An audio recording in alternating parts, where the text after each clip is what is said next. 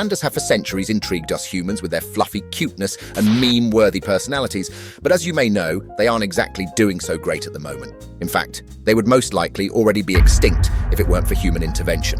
The reason for this is because pretty much every aspect of their physiology is completely cooked when it comes to surviving in the wild. In the following 8 minutes, we will pretty much be roasting the out of them the entire time. But all in good fun, of course, so don't take it too seriously. And also explain why evolution has seemingly tried to bully these cute furballs into extinction.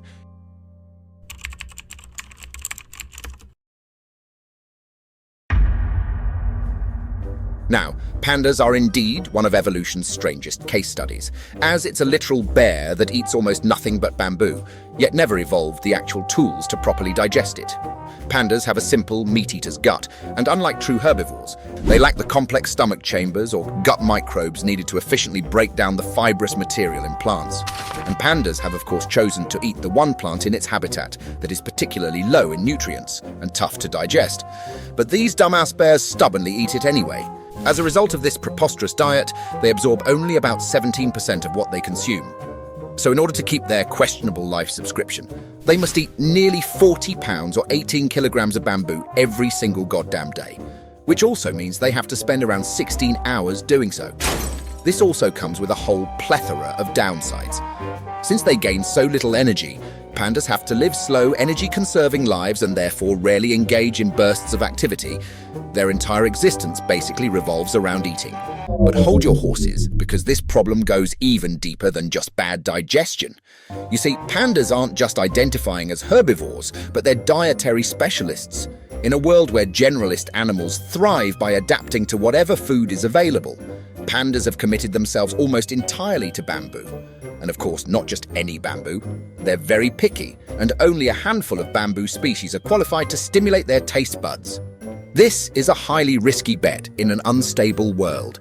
If disease, habitat destruction, or climate changes even a little bit, it could wipe out the bamboo species in a particular region, and the pandas there can't easily switch to something else.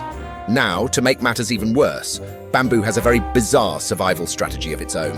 Every few decades, entire forests of it go through mass flowering events, and afterwards, every single stem then dies off simultaneously. While this benefits the bamboo in the long run, it creates sudden and critical food shortages for pandas. Historically, pandas would simply migrate to new areas during these die-offs, but habitat fragmentation from human development has made those migrations difficult, or in some cases, impossible. If a bamboo forest dies and pandas can't move to another, they would rather quickly lose their life privileges. This switch from meat to entirely bamboo must be one of the worst plays in the history of evolution. It's actually a bit mind-boggling how ridiculous it is. Even worse, this is only the tip of the giant iceberg of bad adaptations the panda has been dealt by evolution.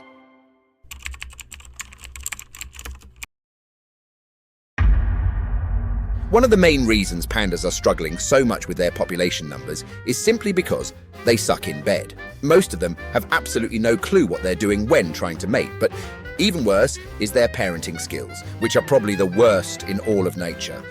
On top of this, female pandas are only fertile once a year, and the window of fertility is also incredibly short, just around 72 hours. This gives them a very limited chance to conceive. And even if a suitable male is nearby, mating isn't guaranteed at all. From observation studies, many males in both the wild and captivity are complete soy boys and show little interest in mating, or they simply don't know how to do it correctly. This makes natural reproduction highly unreliable. Now, if they somehow were to be successful in their hormone activities, things still don't get much easier after that. Panda births often result in twins, and instead of taking care of both of them, like any other sane animal, pandas almost always choose only one cub to care for.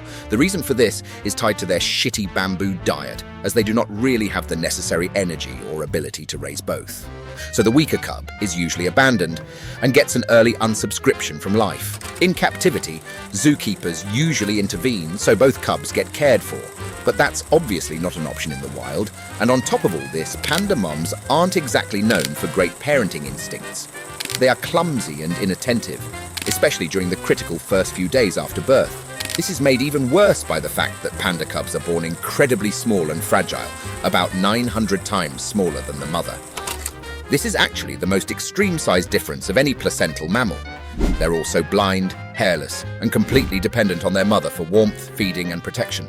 I don't know about you, but I sure as hell wouldn't want my life to be in the hands of any of these clumsy memers. Anyways, when you put all of this together, the short fertility period, mating difficulties, frequent twin births with only one survivor, and unreliable parenting, it becomes clear why pandas have such a slow spawn rate. They're simply not built for rapid population growth, which is a serious issue for a species that's at such a critical stage.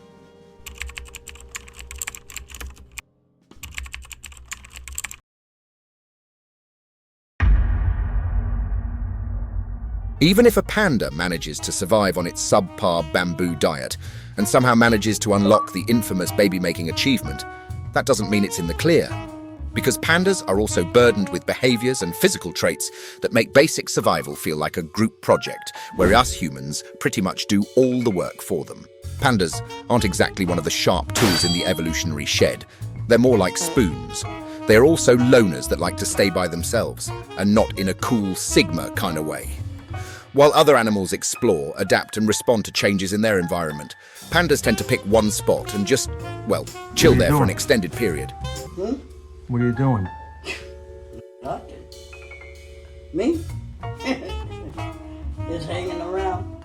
And physically, these bears aren't really built for action. They are by far the most unathletic bear on the planet. They're slow, clumsy, and not particularly strong nor fast. Cubs are also extra vulnerable, relying entirely on a mother who might be too tired, distracted, or just too goofy to keep them safe. Now, pandas can at least climb, or they at least enjoy it, as half the time is spent in the air flying towards the goddamn ground. They are also a genetic mess. Thanks to centuries of population crashes and habitat fragmentation, the panda gene pool is extremely shallow, and such low genetic diversity makes them sitting ducks for disease. It also limits their ability to evolve or adapt to new threats, environments, or conditions. They've been dealt a particularly weak hand, but they still have one immensely powerful wildcard left, which brings us to the awkward truth. Pandas still exist because we humans think they're cute. They aren't really thriving in nature. It's more of an artificially maintained purgatory, one filled with breeding centers, hand-reared cubs, carefully swapped twins, protected reserves, and enough public goodwill to keep the merch sales flowing.